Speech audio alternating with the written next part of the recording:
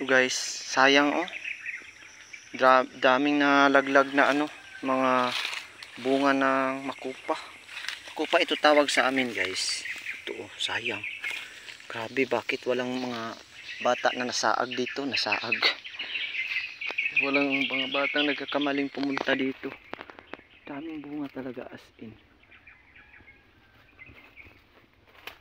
Hindi pa natapos na ano mga farm. Ito. Ang laki ng puno. Grabe, mayroon pa oh.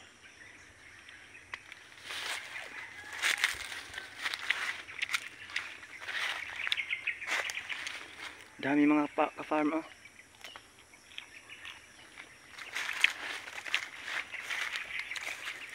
Wala talaga mga kabataan dito ngayon. Sandi pa naman.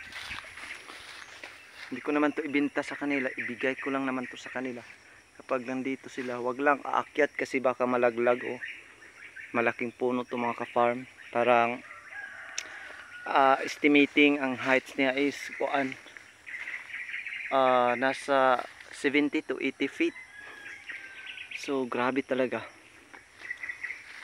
Grabe kahaba. So pwedeng manguha basta magdala lang ng ano, panungkit. So ang dami talaga mga ka-farm. As in iba yung pest sa gabi, yung mga bat or quacknet, at sa ngayon ay grabe naman. Sa araw ay klase-klase ang ano, ori ng ibon na mangdayo at kakain dito mga ka-farm. Kasi mabango to sa kanila is ano to tawag sa inyo mga ka-farm is, para sa amin is makupa. Makupa ang tawag dito sa amin.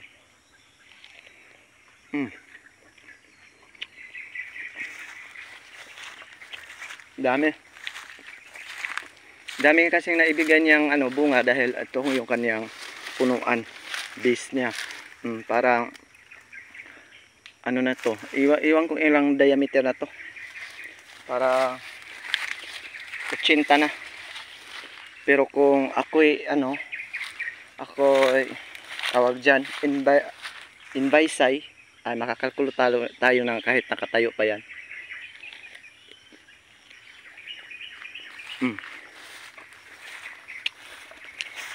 Daming mga ka-farm, daming bunga.